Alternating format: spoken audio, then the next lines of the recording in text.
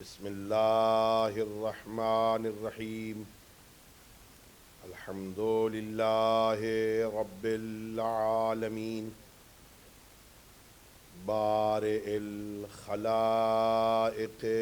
اجمعین والصلاة والسلام والتحیۃ والاکرام علی النبی المؤید والرسول المسدد المصطفى الأمجد المحمود الأحمد حبیب الہ العالمین ابی القاسم محمد اللہم صل علی محمد وآل محمد علی اہل بیتہ الطیبین الطاہرین المعصومین الغر المیامین الذين قال الله تعالى في شأنهم إنما يريد الله ليذهب عنكم الرجس أهل البيت ويطهركم تطهيرا اللهم صل على محمد وعلى ورحمة الله على أحبابهم وأصحابهم وشيعتهم ومواليهم ولعنة الدائمة الأبدية على أعدائهم أجمعين أما بعد فقد قال الله سبحانه وتعالى في كتابه المجيد وفرقانه الحميد وهو أصدق الصادقين وقوله الحق بسم الله الرحمن الرحيم والعصر إن الإنسان لفي خسر إلا الذين آمنوا وعملوا الصالحات وتواصوا بالحق وتواصوا بالصبر صلوات محمد وعلى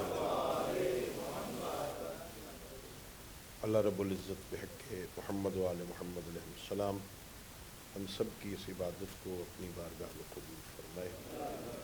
خالق لم یزل ولا یزال بحق ائمہ اہل بیت علیہ السلام اس مجلس کو، اس ذکر کو، اس موعظہ کو، اس عزاداری کو ہماری ہم سب کے مرحومین تمام شہداء ملت اور بالاخص ان مجالس کے انعقاد و اہتمام میں اپنا کردار ادا کرنے والے مومنین کے مرحومین کی بخشش کا ذریعہ قرار دے۔ اللہ رب العزت پوری دنیا میں جہاں جہاں مظلوم کربلا کی صف ازا بچھی ہے، عزاداروں اور عزاداری کی حفاظت فرمائے۔ حاضرین کے متعلقین میں کوئی مریض ہے، ملتمسین ادعیہ ہیں، پروردگار سب مریضوں کو صحت کاملہ عطا فرمائے اور ہم سب کو اپنے معصوم ہادیوں کی سیرت طیبہ کو سمجھنے اور اس پر عمل کرنے کی توفیق عطا فرمائے۔ اپنی دعاؤں اور اس عظیم عبادت کی قبولیت کے لیے بآواز بلند صلوات کریں۔ اللہم صل علی محمد وآل محمد وعجل فرجهم۔ میرے محترم معزز اور مکرم سامعین، ارشاد پروردگار ہے، زمانے کی قسم تحقیق سارے انسان گھاٹے میں ہیں، الا الذین آمنوا مگر وہ لوگ جو ایمان لائے، وعملوا الصالحات اور انہوں نے اعمال صالحہ انجام دیے، وتواصوا بالحق اور ایک دوسرے کو حق کی تلقین کی، وتواصوا بالصبر اور ایک دوسرے کو صبر کی تلقین کی۔ خالق کائنات کا لاکھ لاکھ شکر ہے کہ ذات ہدیت نے، خالق لم یزل نے، رحمان و رحیم پروردگار نے جب ہمیں اس دنیا میں بھیجنے کا ارادہ فرمایا تو ہمیں شرف انسانیت سے نوازا۔ خالق قادر مطلق ہے، کائنات کی ہر شے کا خالق اللہ ہے۔ وہ اگر چاہتا تو ہمیں کسی اور مخلوق کی شکل میں بھی خلق کر سکتا تھا۔ وہ اپنی مرضیوں کا مالک ہے، نہ کسی کے مشورے کا محتاج، نہ کسی کے مشورے کا پابند ہے۔ لطف الہی یہ ہے کہ اس اللہ نے ہمیں کسی اور مخلوق کی شکل میں نہیں، اشرف المخلوقات انسان بنا کے خلق فرمایا۔ احسان پروردگار ہے کہ جب اس نے انسان بنایا پھر احسان یہ کیا کہ اس قادر نے ہمیں صحیح و سالم خلق فرمایا، ناقص الاعضاء نہیں بنایا۔ اس خالق نے بہترین صحیح و سالم اعضاء عطا فرمائے، اور پھر لطف الہی یہ ہے انسان بنا کے صحیح و سالم خلق کر کے ہمیں ایک کلمہ گو کے گھر میں پیدا کیا۔ یہ بہت بڑا احسان ہے خالق کا۔ ہمیں وہ چاہتا تو کسی بت پرست کے گھر میں بھی پیدا کر سکتا تھا، وہ ہمیں کسی اور گمراہ بندے کے گھر میں بھی پیدا کر سکتا تھا، مرضیوں کا مالک ہے۔ اگر خدا نخواستہ کسی اور گھر میں خلق کر دیتا، ہم کتنے بڑے محقق تھے، تحقیق کر کے اس توحید کے راستے پہ آتے۔ یہ کتنا بڑا احسان ہے اس خالق کا کہ اس نے ایسے گھر میں پیدا کیا جہاں آتے ہی اللہ اکبر کی آواز کانوں سے ٹکرائی۔ احسان ہے اس خالق کا، اس نے انسان بنایا، صحیح و سالم بنایا، ایک کلمہ گو کے گھر میں پیدا کیا، اور پھر خالق کا اس سے اگلا احسان ہم پر یہ ہے کہ اس خالق نے ایسے کلمہ گو کے گھر میں پیدا کیا جہاں اس خالق نے ہمیں شریف ماں کی گود عطا کی۔ اللہ نے ہم پر احسان کیا، ایسی ماں عطا فرما دی جو لوریوں میں محبت آل محمد کے جام گھول گھول کے پلاتی ہے۔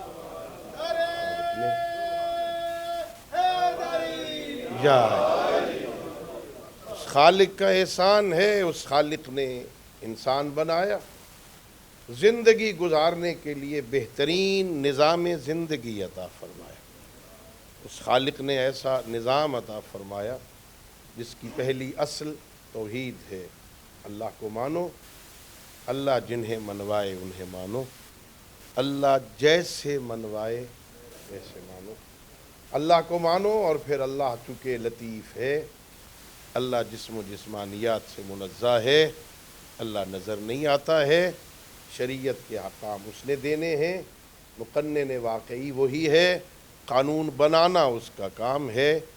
اس نے اللہ رب العزت نے پھر اس اپنا قانون بندوں تک پہنچانے کے لیے نظام نبوت و رسالت بنایا کہ ان رسولوں کی رسالت کو تسلیم کرو۔ اور خالق نے ہم پر احسان کیا کہ جب کسی رسول کی رسالت کا کلمہ پڑھنا تھا تو اس نے لطف یہ کیا، کسی چھوٹے نبی کا امتی نہیں بنایا، کسی چھوٹے رسول کا امتی نہیں بنایا، کسی قوم اور قبیلے کے نبی کا امتی نہیں بنایا، اس نبی کا امتی ہونے کا شرف عطا کیا جسے رحمت للعالمین بنا کے بھیجا تھا۔ یا اللہ رب العزت نے ہم پہ لطف کیا، عزیز و ناز کیا کرو۔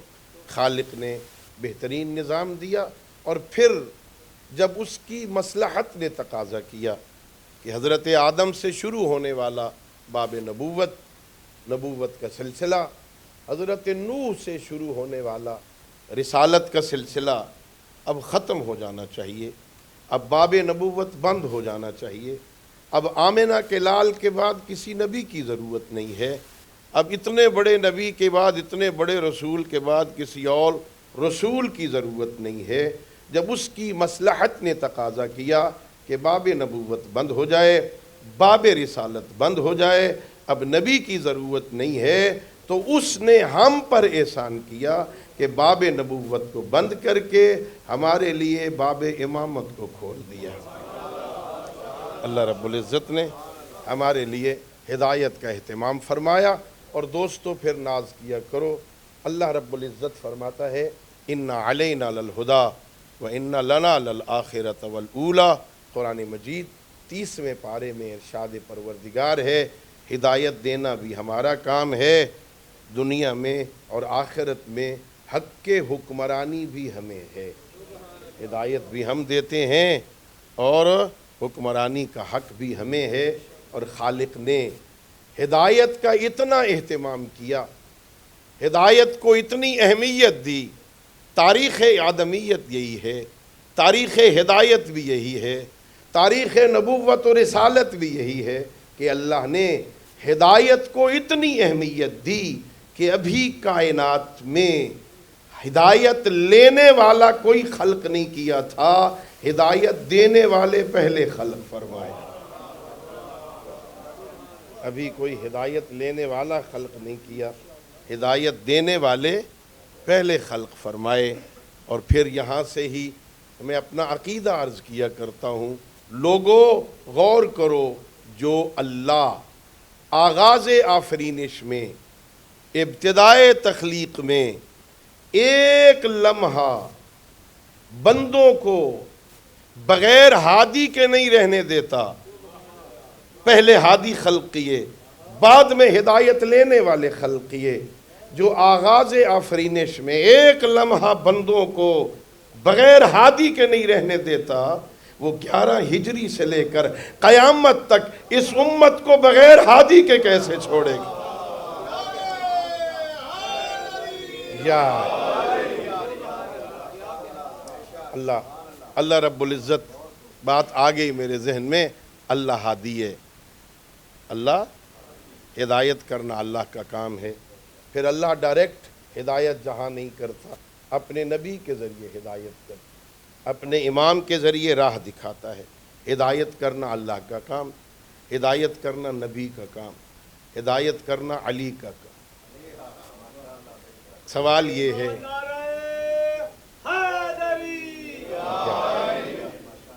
سوال یہ ہے، ہدایت اللہ کرتا ہے، پھر مشرک کیوں ہیں؟ میں طالب علم ہوں، میں گفتگو کروں، میں لوگوں کو ہدایت کی طرف متوجہ کروں، تو ہو سکتا ہے میری بات مؤثر نہ ہو، اس لیے کہ میں بھی گناہگار ہوں، گناہگار کی بات اتنی مؤثر نہیں ہو سکتی۔ جو بات دل سے نکلتی ہے وہ اثر رکھتی ہے، زبان سے نکلنے والی بات اتنی مؤثر نہیں ہوتی۔ لیکن جہاں ہدایت اللہ کرے، پھر مشرک کیوں ہے؟ ہدایت نبی کرے، محمد عربی ہدایت کرے، پھر کافر کیوں ہیں؟ ہدایت علی ابن ابی طالب کرے، پھر منافق کیوں ہیں؟ ان کی ہدایت بھی اثر نہیں کر رہی، کیسے ہادی ہیں؟ اللہ ہدایت کرتا ہے، اثر ہی نہیں ہو رہا، نبی ہدایت کرتا ہے، اثر نہیں ہو رہا، علی مولا ہدایت کرتے ہیں، اثر نہیں ہو رہا۔ بہت بہترین مثال ہمارے علماء نے دی، بہانے سے فقہی مسئلہ بھی عرض ہو جائے، مولویوں والا کام بھی ہو جائے۔ چھوٹی سی کتاب ہے توضیح المسائل، مسئلے ہوتے ہیں فقہی، اس میں ایک باب ہے مطہرات کا۔ کچھ چیزیں ایسی ہیں جو نجس شے کو پاک کر دیتی ہے نا۔ بدن نجس ہو تو کیسے پاک ہوتا ہے؟ پانی سے پاک کرتا ہے۔ یہ زمین بھی نجس، جوتوں کے تلووں کو، پیر کے تلوے کو نجس ہو جائے، زمین پر چلنے کی وجہ سے وہ رگڑ کھاتے ہیں، نجاست اتر جائے، یہ تلوے پاک ہو جاتے ہیں۔ چھت آپ کی نجس ہو گئی ہے، سورج کی تمازت ڈائریکٹ ان پہ پڑتی ہے، وہ ختم ہو جائے، وہ پاک ہو جاتی ہے۔ سورج مطہر ہے، زمین مطہر ہے، پانی مطہر ہے، اسلام مطہر ہے۔ بندہ کافر تھا، اللہ کی توحید، محمد عربی کی رسالت کا کلمہ پڑھا، اس نے اسے پاک کر دیا۔ اسلام مطہر ہے، انقلاب مطہر ہے۔ سوال یہ ہے بھئی، یہاں مجھے نہیں معلوم کہ یہاں قریب کوئی دریا ہو کہ نہیں، کوئی سمندر ہے کہ نہیں ہے، قریب کوئی یہاں کوئی نہر وہر تو ہوگی نا، پانی جاری پانی ہوتا ہوگا۔ کسی کتے کو پکڑیے، اس کے گلے میں رسی ڈالیے اور اسے جا کے نہر میں غوطے دیجئے، پاک ہو جائے۔ یہ پانی کیسا مطہر ہے بھائی، پانی کا کام ہے نجس کو پاک کرنا۔ یہ کیسا پانی ہے جاری، دریا ہے، سمندر ہے، یہ کتے کو پاک ہی نہیں کر رہا؟ تو آپ کہیں گے نا بھائی پانی کے مطہر ہونے میں کوئی شک نہیں، اس بدبخت میں پاک ہونے کی صلاحیت نہیں ہے۔ اللہ رسول اور علی کے ہادی ہونے میں کوئی شک نہیں، ان بدبختوں میں پاک ہونے کی صلاحیت۔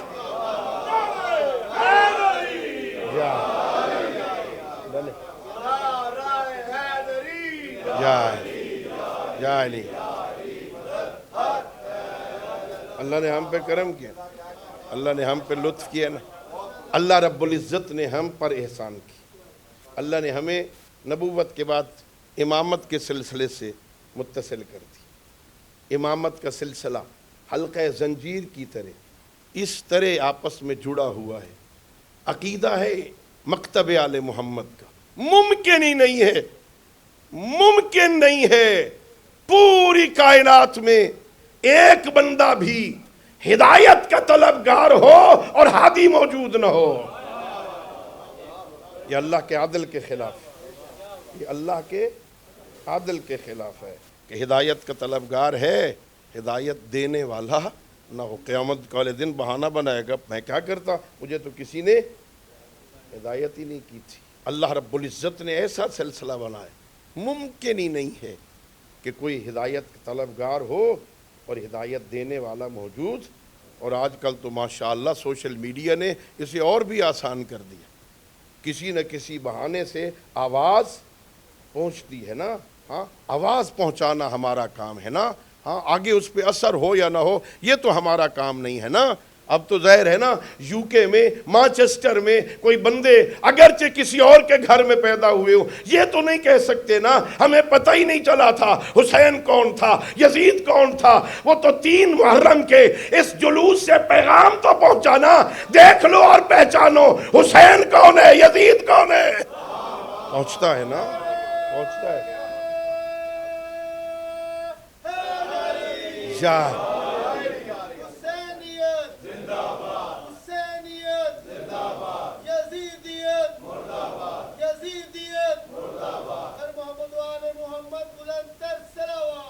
اللہم صلی علی محمد وآل محمد وعجل فرما۔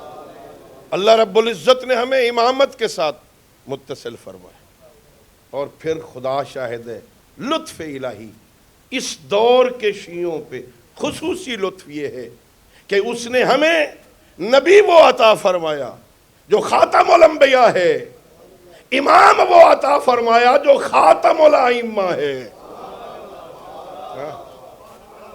محمد عربی پہ نبوت ختم ہو گئی، میرے زمانے کے امام پہ امامت ختم ہو گئی۔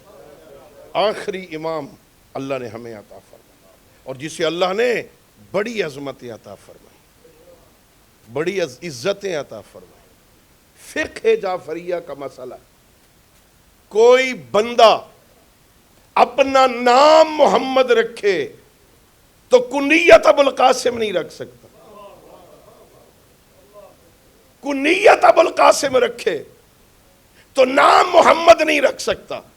نام پیغمبر والا ہو، کنیت پیغمبر کی نہیں رکھ سکتا، کنیت پیغمبر کی رکھے، نام پیغمبر کا نہیں رکھ سکتا۔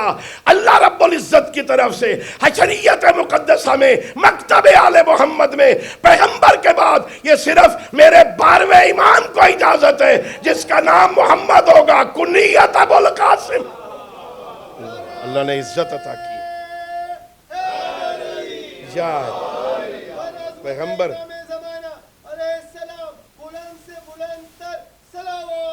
اللہم صلی علی محمد وعلی کنیت ہاں اس کا نام میرا نام ہوگا۔ پیغمبر نے فرمایا کہ جب میرے بعد 12 جانشین ہو گئے نا، وہ جابر ابن عبداللہ انصاری کو نام بھی بتائے تھے۔ اس نے پوچھا تھا یہ اطیع اللہ و اطیع الرسول و اولی الامر منکم میں، یہ تو سمجھ آ گئی اللہ کی اطاعت کرنی ہے، یہ بھی سمجھ آ گئی آپ اللہ کے رسول ہیں، اطاعت کرنی ہے۔ یہ اولی الامر کون ہیں جن کی اطاعت کو اللہ نے آپ کی اطاعت کے ساتھ ملا دیا ہے؟ تو پیغمبر نے فرمایا تھا جابر وہ میرے 12 جانشین ہیں، جن میں پہلا علی ہے، دوسرے حسن ہیں، تیسرے حسین ہیں، چوتھے علی ابن الحسین ہیں، پانچویں محمد ابن علی ہیں۔ یہاں رک کے کہا تھا جابر میں تجھے بتاتا ہوں، اللہ تجھے اتنی لمبی عمر دے گا، تو میرے 5ویں نائب کو بھی دیکھے گا، جب اسے دیکھے تو میرا سلام کہنا۔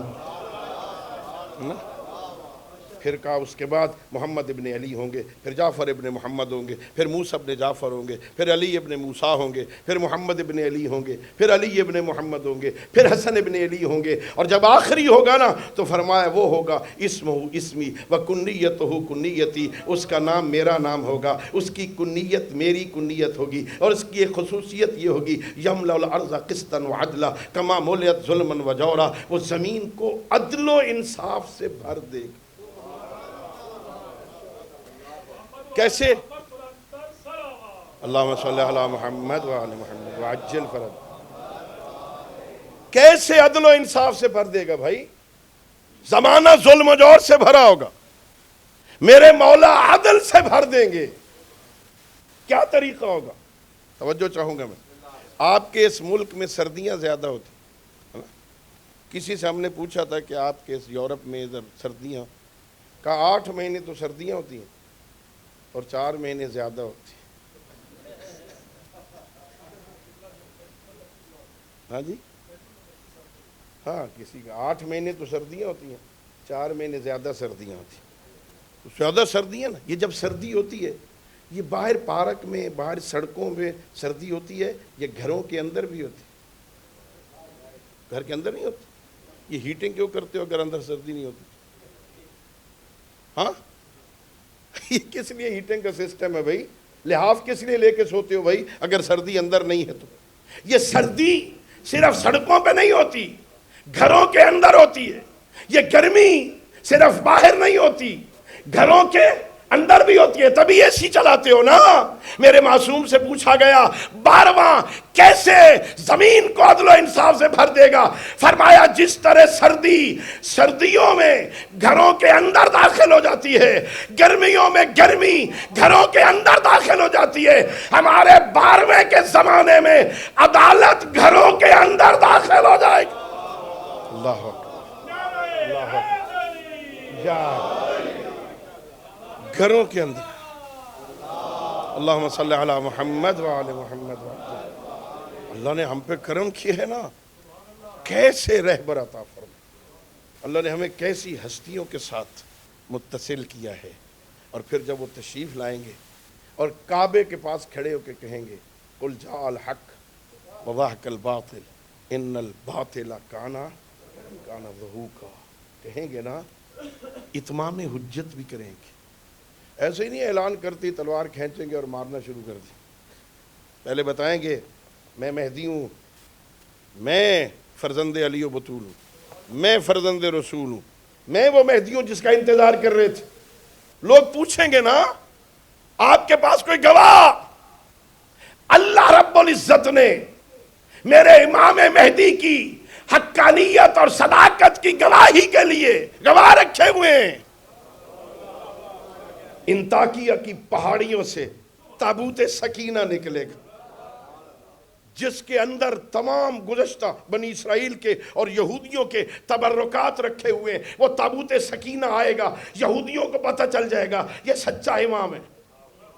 عیسائیوں کو منوانے کے لیے اللہ نے 4تھے آسمان پر عیسیٰ کو روکا ہے۔ جب میرے امام آئیں گے تو پھر عیسیٰ بھی آئیں گے خانہ کعبہ کے پاس، اللہ آپ سب کو لے جائے کعبہ کے پاس۔ اور کمال یہ ہے یہ جو دعائیں کرتے ہو نا، میرا اللہ امام کے ظہور میں تعجیل فرما، یہ جو دعا کرتے ہو نا ہمیں ان کی حکومت دیکھنے کی توفیق عطا فرما، ہماری آنکھوں کو منور فرما۔ روایتوں میں ہے جب وہ ظہور فرمائیں گے نا تو پھر فرشتے قبر میں جائیں گے، وہ جو دنیا میں دعا کرتے کرتے چلے گئے ہیں نا انہیں اٹھا کے کہیں گے اٹھ، جس کے ظہور کی دعا کرتا تھا وہ آ گیا ہے۔ اللہ اکبر، وہ آ گیا ہے۔ یا علی، قبروں میں مومن ایک دوسرے کو مبارک دیں گے، مبارک ہو امام آ گئے ہیں۔ فرشتے آ کے کہیں گے جس کا انتظار کرتے کرتے تم موت کے منہ میں آ گئے تھے نا، وہ آ گیا ہے، اللہ کی طرف سے اجازت ہے، اگر جانا چاہتے ہو ہم تمہیں دنیا میں اس کی حکومت میں بھیج دیں، آؤ چلو، آؤ چلو، آئیں گے۔ ہاں قبروں سے بھی ہمارا عقیدہ ہے، رجعت عقیدہ ہے۔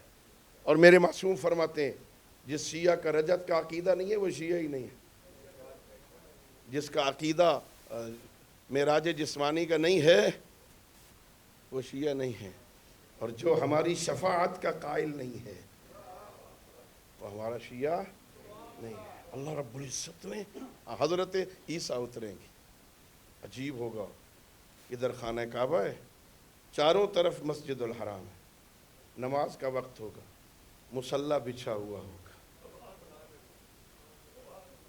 حضرت امام زمانہ کہیں گے حضرت عیسیٰ سے آگے بڑھیے نا، نماز پڑھائیے، آگے بڑھیے، نماز پڑھائیے۔ وہ کہیں گے نہیں نہیں، یہ مصلی آپ کے لیے بچھا ہے، آپ نماز پڑھائیں گے، آج آپ پڑھائیں گے۔ میرے امام کہیں گے آگے بڑھیے، آپ مریم کے بیٹے ہیں، آگے بڑھیے، نماز پڑھائیے۔ حضرت عیسیٰ کہیں گے نہیں، یہ آپ کا مصلی ہے، مریم کا بیٹا ہونا اور بات ہے، فاطمہ کا بیٹا ہونا۔ اللہ اکبر، اللہ اکبر، یا فاطمہ کا بیٹا ہونا اور بات۔ میرے آقا آگے بڑھیں گے، نماز پڑھائیں گے۔ توجہ بھی، عقیدہ بتا رہا ہوں نوجوان عزیزو، کون نماز پڑھا رہے ہیں؟ پیچھے کون پڑھ رہے؟ حضرت عیسیٰ، اولی العزم پیغمبر، صاحب شریعت رسول تھے، ہاں صاحب کتاب تھے، نماز پڑھا رہا ہے میرا امام، پیچھے پڑھ رہا ہے عیسیٰ۔ اور جب میرے 12ویں امام کو اولی العزم پیغمبر نماز نہیں پڑھا سکتا تو میرے پہلے امام کو کوئی عربی کیسے پڑھائے گا؟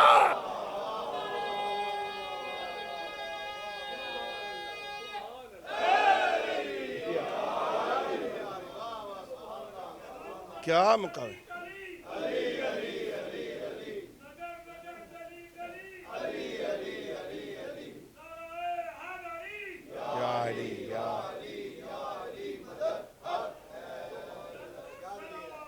اللہم صلی علی محمد وآل محمد وعجل لنے۔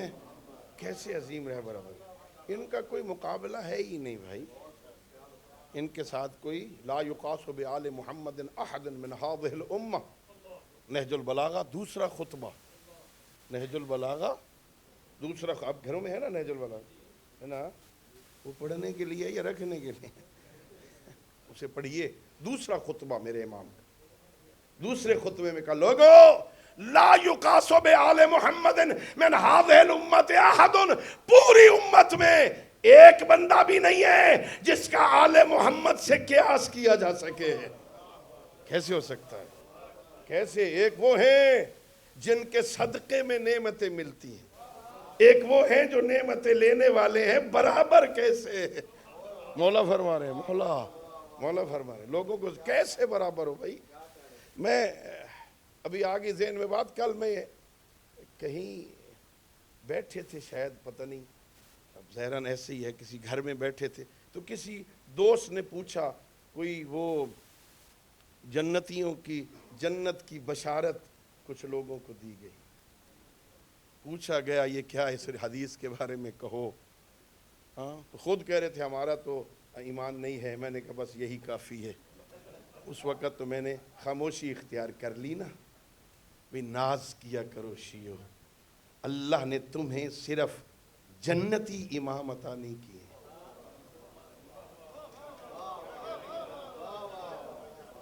ناز کیا کرو۔ سارے نبی جنتی، سارے ولی جنتی، سارے وسیع جنتی، سارے متقی جنتی، آل محمد بھی جنتی۔ فرق کیا ہے؟ یہ میرے امام صرف جنتی نہیں، جنتی ہونا اور بات ہے، قسیم النار والجنہ ہونا۔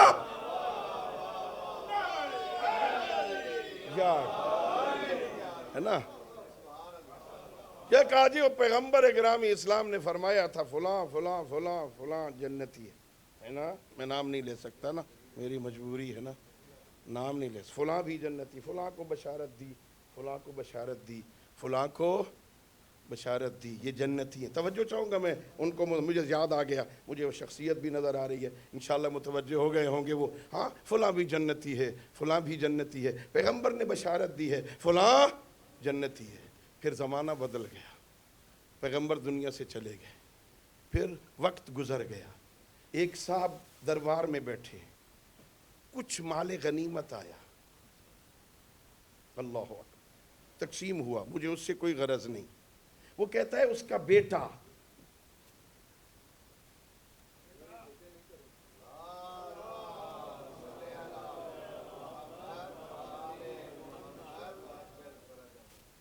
مدینہ کی گلی میں، اس صاحب کا بیٹا جو دربار والا تھا نا، وہ گلی میں گزر رہا تھا، کہیں اس نے امام حسن سے کہہ دیا، کوئی بات کر دی، میرے امام نے فرمایا جا ہمارے غلاموں کی اولاد، جا ہمارے غلاموں کی اولاد۔ بیٹے نے آ کے گھر میں بابا کو بتایا، آج عجیب بات کہہ دی مجھے، ولی علی کے بیٹے نے کہا کہ جا میرے غلاموں کی اولاد کا بیٹا سچ بتا، اس نے کہا ہے، اگر کہا ہے تو لکھوا لے آ، لکھوا کے لے آ، حسن کہہ دے یہ ہمارا غلام ہے، بابا کیا کرو گے؟ کہا جب اگر لکھ دے اسے میرے کفن میں رکھ دینا، یہ جنت کی رسید ہے۔ اگر نبی کہہ گئے تھے حسن سے لکھوانے کی ضرورت کیا ہے؟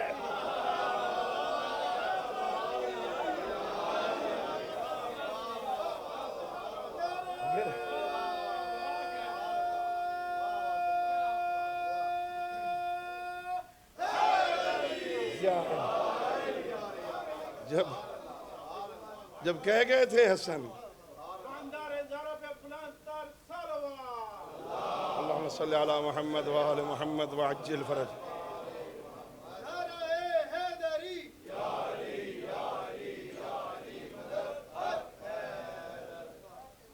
جب کہہ گئے تھے پیغمبر تو پھر لکھوانے کی ضرورت کیا تھی؟ یہ لکھوانا دلیل ہے، پہلے والی بات کوئی نہیں۔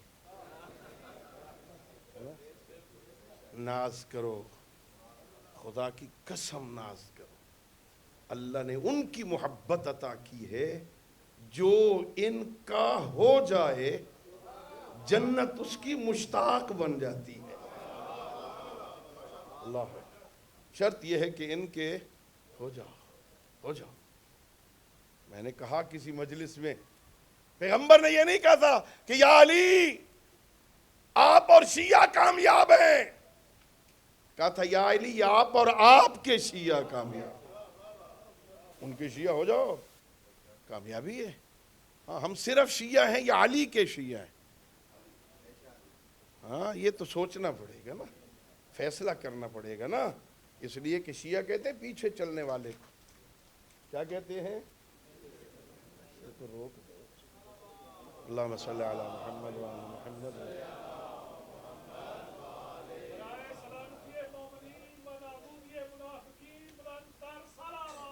اللہم صلی علی محمد وعلی محمد وعجل فرج۔ شیعہ کہتے ہیں پیروی کرنے والے کو، یہ تشییع جنازہ نہیں ہوتی۔ تشییع جنازہ کیا ہوتی؟ جنازہ آگے ہوتا ہے، ہم پیچھے چل رہے ہوتے ہیں، یہ جو پیچھے چل رہے ہوتے ہیں نا کہتے ہیں تشییع جنازہ۔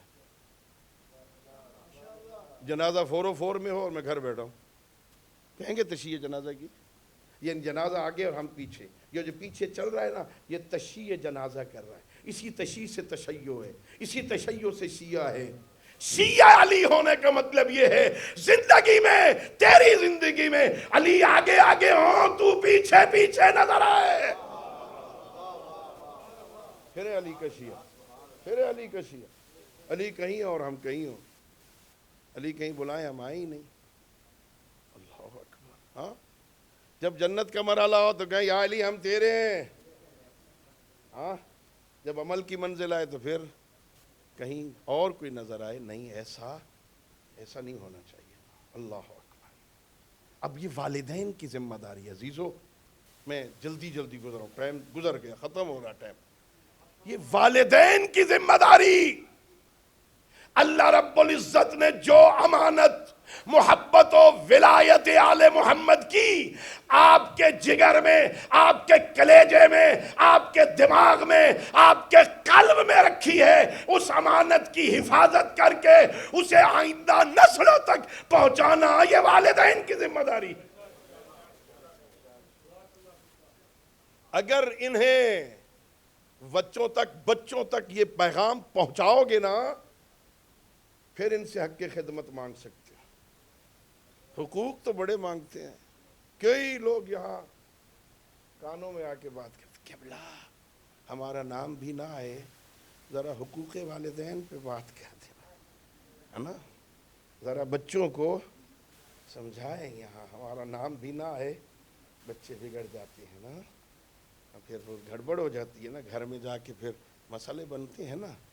اے نوجوانوں، بچوں ڈرو، میرے معصوم فرما رہے ہیں، نوجوانوں ڈرو اس دن سے جس دن تمہاری زبان کی سختی کی وجہ سے بوڑھا باپ چپ ہو جائے.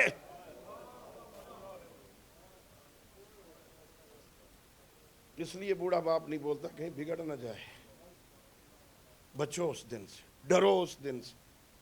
ہاں لیکن یہ سمجھانے کے لیے پہلے بچوں کی خدمت تو کرو نا، پہلے فریضہ تو ادا کرو نا، پہلے انہیں سمجھاؤ نا، پہلے ان کا نام اچھا رکھو، انہیں حلال کھلاؤ نا،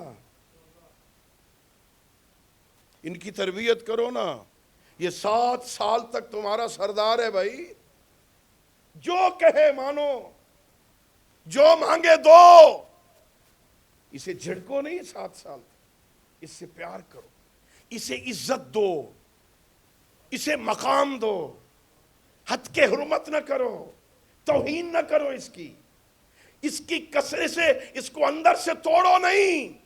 سلام کرے نا تو حدیث کسا نے بتایا یہ کہ السلام علیک یا امہ، جواب میں صرف یہ نہیں کہنا وعلیک السلام یا ولدی، ساتھ بڑھا کے کہو وعلیک السلام یا قرۃ عینی و ثمرۃ فؤادی، اور میرے دل کا میوہ اور میری آنکھوں کا نور حسن، میرا بھی سلام نا.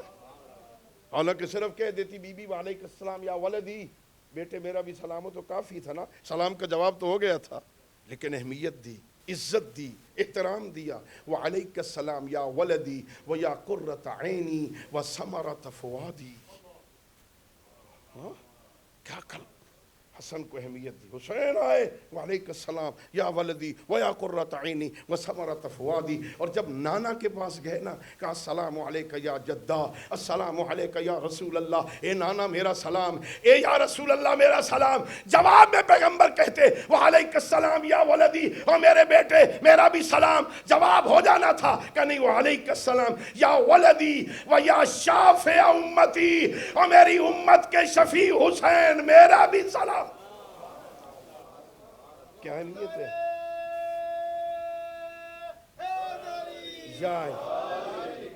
شفیع یعنی چھوٹی عمر میں 5 سال کی عمر، 6 سال کی عمر، 6 سال کی عمر امام حسین کی، اور پیغمبر کہہ رہے ہیں میری امت کی شفاعت کے مالک حسین. کتنی اہمیت دی ہے، کتنی شخصیت کو بزرگ کیا ہے، کس طرح پروان چڑھایا.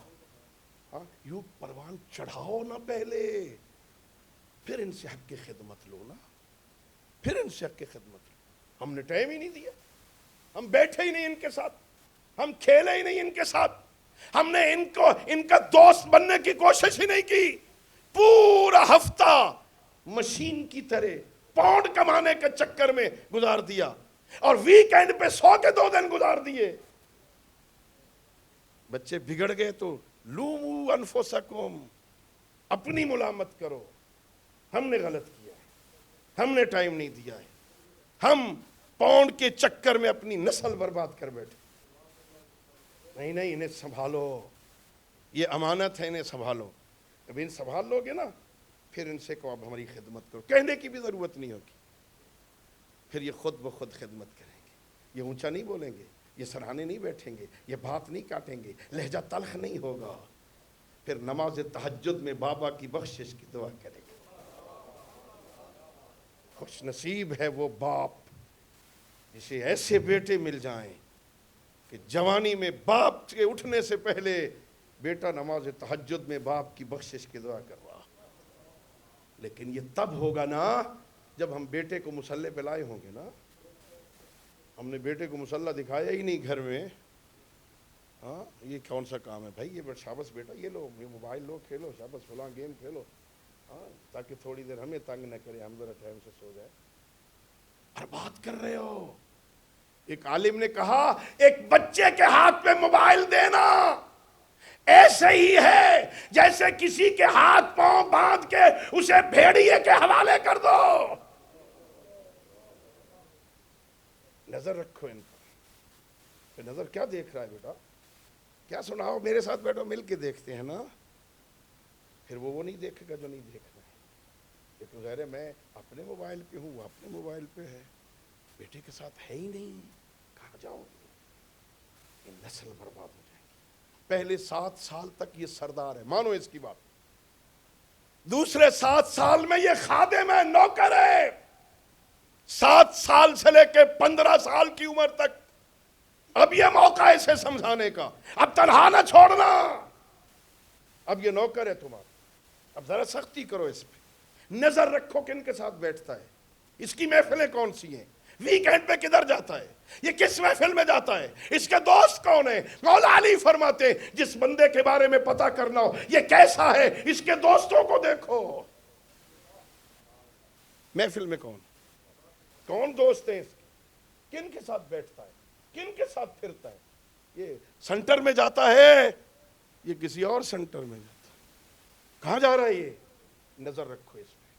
آپ نے سنا ہوگا بزرگان تشریف فرمائے نا، میں نوجوان عزیزوں سے عرض کر رہا ہوں، معاویہ بن یزید، یزید کا بیٹا معاویہ، یزید کا بیٹا معاویہ، اپنے باپ یزید کے مرنے کے بعد اس کی جانشینی اس نے قبول نہیں کی تھی، اس نے کہا تھا یہ تخت، یہ تاج، یہ حکومت ہماری نہیں ہے، میرا باپ بھی غاصب تھا، میرا دادا بھی غاصب تھا، اس کا وارث علی ابن الحسین، اس کا وارث زین، میں نہیں بیٹھوں گا اس پر، میں نہیں لوں گا۔ لکھا علماء نے یہ جو اپنے باپ کے بعد اس منبر پہ نہیں بیٹھا، اس کے پیچھے اس کے مومن دوست تھے جنہوں نے سمجھایا تھا بنی ہاشم کا حق کیا ہے۔ برے دوستوں سے بچاؤ اپنی نسل کو، ہاں یہ ڈسنے والے سانپ کی مانند ہیں، برے دوست۔ اور پھر لکھا علماء علم اخلاق نے کہ سانپ جان کا دشمن ہے، برا دوست ایمان کا دشمن ہے، ایمان برباد کر دے۔ بچھاؤ ان کو سنبھالو، ایسے معاشرے میں ان کے ساتھ جڑ جاؤ، ان کے دوست بنو، خود کہانیاں سناؤ نا انہیں، کہانی کے رنگ میں کربلا سناؤ نا، کربلا سناؤ۔ وہاں مدینے میں ایک محمد رہتا تھا، اس محمد کی ایک بیٹی تھی، کہانی کے رنگ میں سناؤ، اس محمد کی بیٹی کے 2 بیٹے تھے، پتہ نہیں کیا قسمت تھی اس محمد کی بیٹی کی، ایک کے جنازے پہ تیر لگے، دوسرے کا جنازہ تیروں، اللہ اکبر، کہانی کے رنگ میں سناؤ۔ پھر بتاؤ وہ جو بیٹی تھی نا، اس کو اللہ نے 2 بیٹے دیے تھے، ان میں سے جو چھوٹا تھا نا اسے اللہ نے بیٹے بھی عطا کیے تھے، اسے اللہ نے بیٹیاں بھی عطا کی تھی۔ بڑوں کی کہانیاں بچوں کو سمجھ نہیں آئے گی، ان بچوں کو سمجھ نہیں آئے گی، علی اکبر کی کہانی سمجھ نہیں آئے گی، سجاد کی کہانی سمجھ نہیں آئے گی، بڑی بچیوں کو فاطمہ کبریٰ کی کہانی سمجھ نہیں آئے گی۔ کہانی کے رنگ میں انہیں بتاؤ وہ جو چھوٹا تھا نا حسین، اللہ نے اسے ایک بیٹا دیا تھا جس کی عمر 6 مہینے تھی، نام اس کا علی اصغر تھا، ہاں پانی کا گھونٹ پینے گیا تھا، تیر کھا کے آیا تھا۔ اللہ اکبر، ہاں یہ کربلا سناؤ، انہیں مدینہ سناؤ، انہیں مکہ سناؤ، انہیں آل محمد کے گھرانے کی خبریں سناؤ، کیسے کیسے عظیم ہستیاں اس گھر میں اللہ نے بھیجی ہیں، بڑا عظیم گھرانہ ہے یہ، خدا شاہد ہے، میں ابھی آج پڑھ رہا تھا، علامہ نے اپنی کتاب میں لکھا ہے جب دونوں چچا اور بھتیجا شہزادہ علی اکبر اور حضرت عباس دونوں اکٹھے مدینہ کی گلیوں سے گزرتے تھے نا، مدینے کے کاروبار ختم ہو جاتے۔ اللہ، لوگ ایک وقت میں نبی اور علی کی زیارت کرتے تھے، ایک ہم شکل پیغمبر تھا، ایک ہم شکل علی تھا، لوگ دونوں کی زیارت کرتے تھے۔ اور حضرت عباس بہت عظیم ہستی کے مالک تھے۔ یہ بنی ہاشم میں، کمر بنی ہاشم وہ واحد ہستی تھی بنی ہاشم کی ساری بیویوں کو جس پہ آس تھی۔ وقت تمام ہو گیا عزیزو، میں زیادہ دیر زحمت سماعت نہ دوں آپ کو، مجھے معاف کر دینا۔ حضرت عباس پر بڑی امیدیں تھیں نا، آس لگی ہوئی تھی۔ اور میں نے مقتل میں پڑھا، مدینہ سے مکہ، مکہ سے لے کے کربلا تک، مدینہ سے مکہ اور مکہ سے لے کے کربلا تک جہاں یہ قافلہ رکتا تھا نا، کوئی خیمہ علی اکبر لگاتے تھے، کوئی خیمہ شہزادہ قاسم لگاتے تھے، کوئی خیمہ کوئی اور نوجوان بنی ہاشم کا لگاتا، بی بی زینب کا خیمہ خود غازی لگاتا تھا۔ اتنا بڑا خیمہ لگاتے تھے غازی کہ بی بی کا اونٹ اس خیمے کے اندر بیٹھتا تھا، زینب کبریٰ خیمے کے اندر اونٹ سے اترتی تھی، خیمے کے اندر سوار ہوتی تھی تاکہ کسی کی نظر زینب کے قد پہ نہ پڑ جائے۔ اللہ اکبر۔ کربلا گئی، 2 محرم کو کربلا آ گئے، 7 محرم کو پانی بند ہو گیا۔ ہائے عزادارو، اللہ آپ کو کربلا لے جائے، اللہ آپ کو کربلا کی زیارت سے موفق اور مشرف فرمائے۔ خیمے نہر القمہ سے بہت دور چلے گئے۔ عزادارو، ایک عباس ہے جس پہ ساروں کو امید ہے۔ 10 محرم کا دن آ گیا، طلوع ہو گیا۔ عزادارو، ایک ایک کر کے نماز ظہر کے بعد میرے مولا کے صحابی جانے لگے۔ ایک وقت ایسا آ گیا، عزادارو، ایک وقت ایسا آیا کہ سارے خیموں میں مردوں میں یا حسین بچ گیا تھا یا غازی بچ گیا تھا۔ غازی اکیلا بار بار خیموں میں جاتا ہے، چھوٹے چھوٹے بچے ہاتھوں میں کاسے اٹھا کے پھرتے ہیں، العطش العطش العطش کی صدائیں ہیں۔ اور میں نے پڑھا ایک خیمہ تھا ان خیموں کے اندر جو پانی کے لیے مخصوص کیا ہوا تھا، مشکیں تو خالی ہو گئی تھی، پانی نہیں تھا نا، چھوٹے بچے جاتے اپنے شکم سے کپڑا اٹھاتے تھے، اس ریت پہ لیٹ جاتے تھے، شاید ٹھنڈے ہونے کی وجہ سے کوئی پیاس میں کمی آ جائے۔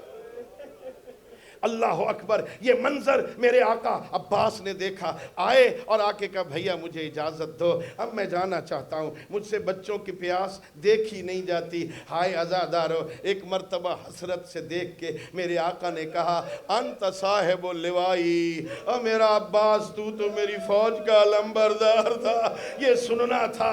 غازی نے کہا بھائی بتا وہ فوج کہاں ہے جس کا میں لمبردار تھا؟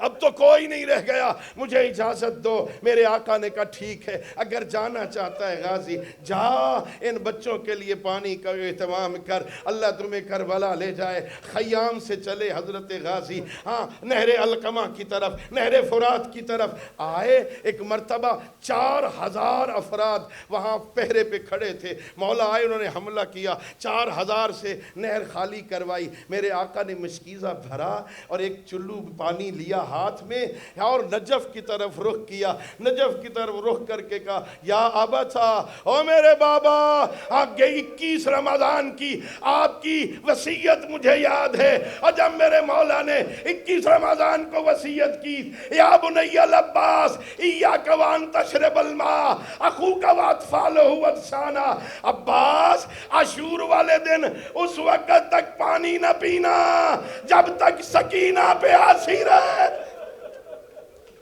بابا تیری وصیت مجھے یاد ہے۔ پانی پھینک دیا، میرے آقا نے پانی نہیں پیا۔ روایت میں یہی ہے گھوڑے کو بھی حکم دیا تو جانور ہے پی لے، اس باوفا نے پانی نہیں پیا۔ میرے مولا نے مشکیزہ بھرا، جیسے ہی باہر نکلے اب کوشش ہے پانی کسی طرح خیموں میں پہنچ جائے، پھر کہہ رہا ہوں اللہ تمہیں کربلا لے جائے۔ ایک لمبا چکر کاٹا میرے آقا نے، کسی طرح پانی پہنچ جائے۔ ظالموں نے چھپ کے وہر کیا، پہلا حملہ وار کیا، دائیں ہاتھ کو قطع کیا، وہاں آج بھی جگہ موجود ہے۔ میرے مولا نے تیزی سے مشکیزہ بدلا، بائیں ہاتھ پہ رکھا، پھر چھپ کے وار کیا، بایاں بازو قلم ہوا، چشمے منہ میں ڈالے، کسی طرح پانی خیموں میں پہنچ جائے، تیز گھوڑا دوڑانا شروع کیا۔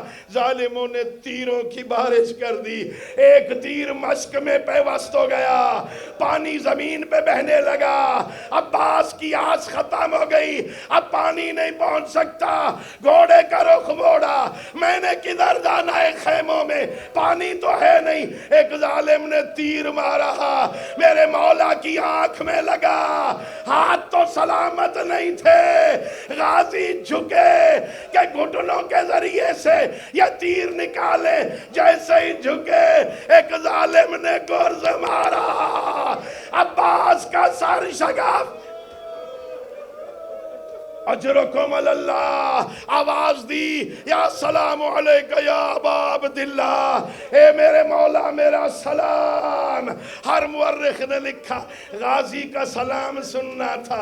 حسین اٹھے، اپنی کمر پہ ہاتھ رکھا، کالان انکسر ظہری، ہائے میری کمر ٹوٹ گئی، ہائے میرے ہیلے ختم ہو گئے، ہائے میری ہمت جواب۔ اجرکم اللہ، بڑی تیزی سے مولا آئے، حضرت عباس کے پاس پہنچے۔ روایت کی لفظ ہے، یہ حالت کیا ہے، حضرت عباس ایڑیاں رگڑ رہے ہیں، میرے آقا آئے، سر اٹھایا، اپنی گود میں رکھا، حضرت عباس نے اپنا سر جھٹک دیا، زمین پہ لے گئے، پھر سر اٹھایا، گود میں رکھا، عباس نے پھر گرا دیا، کہا بھائی میرا اپنا سر میری گود میں کیوں نہیں رکھتے؟ کہا میرے مولا اب میں گرا ہوں، آپ میرا سر اٹھا رہے، تھوڑی دیر بعد آپ زین سے اتریں گے، تیرا سر اٹھانے والا۔ اللہ اکبر۔ آقا میرے بھائی رکھ لے سر، آقا کوئی آخری حسرت ہو، کہ میرے بھائی ایک ہے، ایک آنکھ میں تیر لگا ہے، ایک آنکھ میں ریت اور خون ہے، ذرا آنکھ صاف کر میں دیکھ لوں جن کے بھائی مارے جائیں وہ غریب کیسے ہوتے ہیں، مجھے اپنی زیارت کروا۔ عزادارو آنکھ صاف کی، حضرت عباس نے زیارت کی اور ایک جملہ کہا، بعض مقامات لکھا مورخین نے کہ بھائی میری لاش خیمے میں نہ لے جانا، اکبر کی لاش لے گئے ہو، میں اکبر نہیں ہوں، میری لاش نہ لے جانا۔ کیوں نہ لے جاؤ؟ کہ استحی من ابنتک سکینہ، مجھے سکینہ سے شرم آتا ہے، پانی لینے آیا تھا، پانی نہ لے جا سکا، میری لاش نہ لے جانا۔ ایک مرتبہ روح نے پرواز کیا، میرے مولا نے ایک جملہ کہا، اے غازی آج تک جو تیرے ڈر کی وجہ سے نہیں سوتے تھے، آج کے بعد وہ چین سے سوئیں گے، اور تیرے پیرے میں سونے والی زینب اب کہاں سوئے، اب کہاں سوئے گی۔ پھر مولا نے خالی علم اٹھایا اور چلے خیموں کی طرف۔ عزادارو یہاں مقتل والوں نے لکھا، بی بی زینب نے ساری بیویوں کو جمع کیا ہوا، ایک بات کہہ رہی ہے، بیویوں اب تک میں تمہارے پردے کی ضامن تھی، اور میرا محافظ مارا گیا، اب تم جانو تمہارا پردہ ماتم حسین، یا حسین یا عباس۔